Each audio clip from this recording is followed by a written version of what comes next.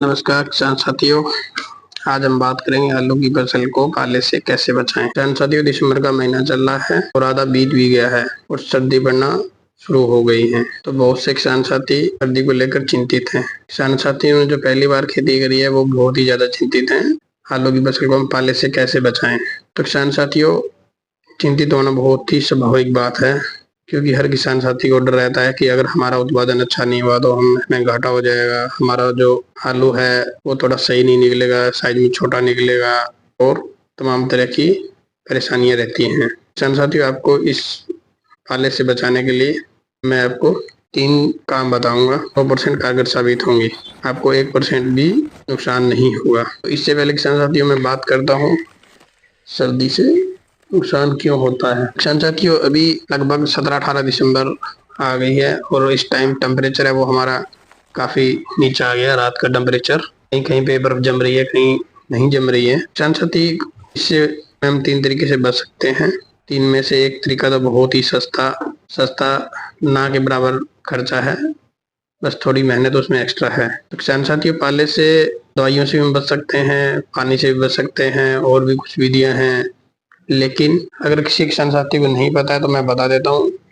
आलू की कुछ ऐसी वेराइटियां भी हैं जिस पर सर्दी का असर कम होता है, यानी कि पाला उस पर कम गिरता है। जैसे कि ये मोहन कुफरी जो आलू है वो सर्दी को झेल लेता है, और जो पुखराज वेराइटी है वो जल्दी झेल नहीं पाती है, जिसके कारण उस पे पाले का जो असर है वो ज्यादा होता है।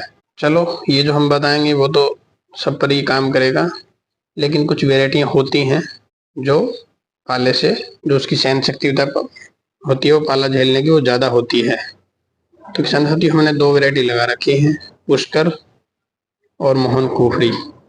दोनों में देख रहे हैं थोड़ा थोड़ा डिफरेंस है।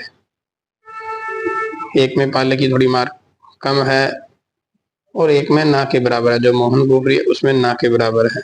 तो किसान साथियों, सबसे पहले हम बात करते हैं कि हम आलू को पाले से कैसे बचाएं। इस पर हम विस्तार से चर्चा करेंगे। किसान साथियों, सबसे पहला जो हमारा जो कार्य है वो है सिंचाई विधि। हम जो भी हमने मैड या बेड या डोली या नाली बना रखी है, तो किसान साथियों इसको जिस दिन भी पाला पड़ने की उम्मीद हो, आजकल इंटरनेट का जमाना है, किसानों को पहले ही पता लग जाता है कि आज शाम को पाला पड़ने वाला है, तो उसी शाम आप हल्की हल्की सिंचाई कर दें पूरे खेत में। नालियों को आधा आधा पानी से भर दें। पानी आधा आधा ही भरें, क्योंकि हो सकता है आपको 1-2 दिन 5 दिन या कंटिन्यू उसको थोड़ा थोड़ा पानी देना पड़े। ज्यादा पानी देने से आलू की फसल में जड़ गलन की समस्या आ जाती है, या इसमें फंगस की समस्या भी हो जाती है। तो किसी किसान साथियों से ये विनती है कि किसान साथी पानी आप थोड़ी थोड़ी मात्रा में दें, लेकिन कम कम टाइम में दें। जैसे आज दे दिया, 1 दिन छोड़ के परसों दे दिया, फिर 2 दिन छोड़ के फिर पानी दे दिया, लेकिन पानी कम मात्रा में दें। कम मात्रा यानी कि जो आपकी नाली है वो आधी से कम रहे, खाली नाली की तली तली में पानी चलता रहे। नहीं तो किसान साथियों, जड़ गलन 100% आनी ही आनी है। अत्यधिक पानी ज्यादा होने से पौधा पानी इतना ले नहीं पाता है, जिसके कारण जड़ गलन आ जाती है। दूसरा, धूप कम निकलती है, जिसके कारण पानी सूखता नहीं है और गीला रहता है। तो पानी कम कम मात्रा में दें किसान साथियों। किसान साथियों, हम बात करते हैं दूसरी विधि की। तो किसान साथियों, दूसरी विधि है हम सल्फर से हम आलू की फसल को हम पाले से बचा सकते हैं। तो आज मैं आपको एक ऐसी सल्फर के बारे में बताऊंगा जो जानते तो हैं किसान साथी, लेकिन बहुत कम किसान साथी जानते हैं। हम इसी का यूज करते हैं, यही सल्फर हम स्प्रे में यही सल्फर डालते हैं। हालांकि बहुत से किसान साथी जब आलू की बिजाई होती है उस टाइम छिड़काव विधि से या डीपी के साथ या माइक्रो न्यूट्रिएंट के साथ मिला के जमीन में भी सल्फर डालते हैं, लेकिन वह सल्फर ज़्यादा काम नहीं करती है। 30-40-50% काम करती है। अब जो सर्दी पड़ती है तो इसमें हमें लाजमी है कि स्प्रे द्वारा ही हमें सल्फर का प्रयोग करें, ताकि हमारा पौधा इससे बच सकता है सर्दी से। तो किसान साथियों, ये जो सल्फर बता रहा हूँ ये है हारू नाम का एक प्रोडक्ट आता है। इसमें 2 साल्ट होते हैं, एबुकोनाजोल, दूसरा सल्फर। टेबुकोनाजोल की परसेंटेज की बात करूं तो ये 10% होता है। फंगिसाइड और जड़ गलन के लिए बहुत ही बढ़िया प्रोडक्ट है। दूसरा, इसमें सल्फर की मात्रा होती है 65%, 65% किसान साथियों। ये भी सर्दी के लिए ये टॉनिक बहुत ही अच्छा और बहुत ही बढ़िया है। जिस किसान साथी ने यूज नहीं किया है वो एक बार यूज करके देखें, और जो किसान साथी यूज कर रहे हैं वह कमेंट करके बताएं कि क्या यह प्रोडक्ट सही है या नहीं है। भाई हम तो इसको यूज कर रहे हैं, हमें तो बहुत अच्छा लगा। तो किसान साथियों, आप इसको यूज कर रहे हैं तो बताना इसका रिजल्ट कैसा है। हम तो इसको 1-2 साल से कंटिन्यू यूज कर रहे हैं। अच्छा प्रोडक्ट है। इसमें फंगिसाइड भी है जो थोड़ा हल्का है, और जड़ गलन भी काम करता है आलू के। और इसके बाद दोस्तों, इसकी डोज की बात करें तो ये 1 एकड़ में 500 ग्राम डलता है। 1 एकड़ में 500 ग्राम डलता है। तो आप लगभग 150 लीटर पानी में इसका घोल बना लीजिए, और स्प्रे पंप से इसकी 6 या 7 पंप प्रति एकड़ डलते हैं। उसी हिसाब से घोल बनाकर नाप तोल कर प्रति एकड़ इसकी स्प्रे कर सकते हैं। इससे स्प्रे करने से पौधों में एक नई ऊर्जा आती है, और पौधों के जो विकास है वो भी थोड़ा सा अच्छा होता है। पौधों की पत्तियों में चमक आ जाती है। इस तरह ये काम करता है। और पौधों में जो ज़्यादा पानी की वजह से या फंगस की वजह से जड़ गलन आ जाती है, उसको भी रोकथाम के लिए बहुत ही बढ़िया है। अच्छा, इसकी स्प्रे जब भी करें किसान साथियों, मौसम साफ हो, हवा ना के बराबर चल रही हो, और स्प्रे करने के बाद कम से कम 2 से 3 घंटे तक किसी प्रकार की कोई फुहारा विधि या बारिश ना हो, मतलब नहीं तो फिर ये जो प्रॉपर काम है वो नहीं कर पाती है, जिसके कारण इसका जो रिजल्ट है वो सही नहीं आ पाता है। कम से कम 3 से 4 घंटे तक इस पर कोई भी एक्टिविटी ना हो।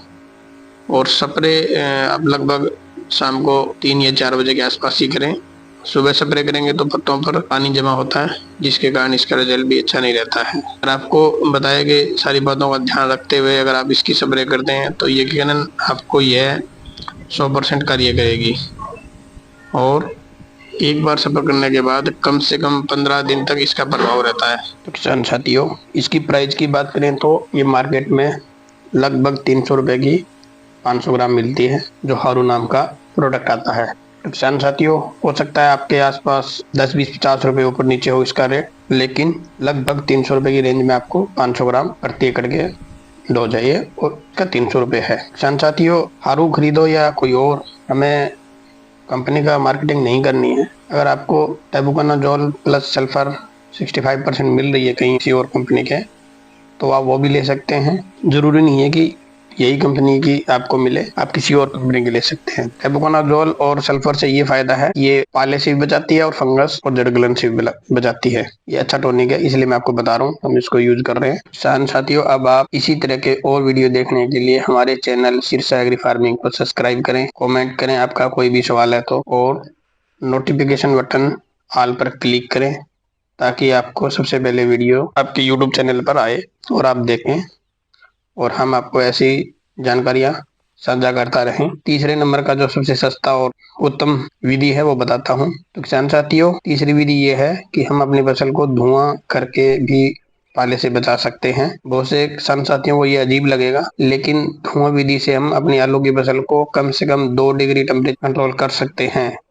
मान लीजिए अगर आपके खेत का टेम्परेचर 3 डिग्री है, तो धुआं करने से ये 5 से 6 डिग्री तक उठ जाएगा, मतलब 2 से 3 डिग्री की क्षमता है। तो किसान साथियों, आप अपने खेत में जहां आलू की फसल बो रखी है, हवा के विपरीत दिशा में घास फूस डालकर पेड़ की टहनियां पर धुआं कर दीजिए। ध्यान रहे ये आग ना पकड़े। आग अगर पकड़ गया तो किसान साथियों इसमें धुआं नहीं होगा और ये जल्दी जल के खत्म हो जाएगा। अगर आपके घास फूस सूखे हैं तो को एक बार आग सुलगाने के बाद उस पर हल्का पानी या मिट्टी डाल दीजिए, ताकि धुआं काफी देर तक बना रहे। किसान साथियों, ये जो प्रक्रिया करनी है आपको, ये या तो सुबह अर्ली मॉर्निंग, सुबह 4 बजे के आसपास, या फिर ये शाम को आप 6-7 बजे खेत से घर जाते टाइम करके जा सकते हैं, क्योंकि पाला हमेशा जो भी गिरता है वो गिरता है सुबह लगभग 5 से 6 बजे के आसपास। बर्फ तभी जमती है, सबसे ज्यादा नुकसान तभी होता है जब सूर्य निकलने वाला होता है, उस टाइम सबसे अधिक ठंड पड़ती है। किसान साथियों, उम्मीद करता हूँ वो आपको ये जानकारी अच्छी लगी। जय जवान जय किसान। किसान साथियों, धन्यवाद।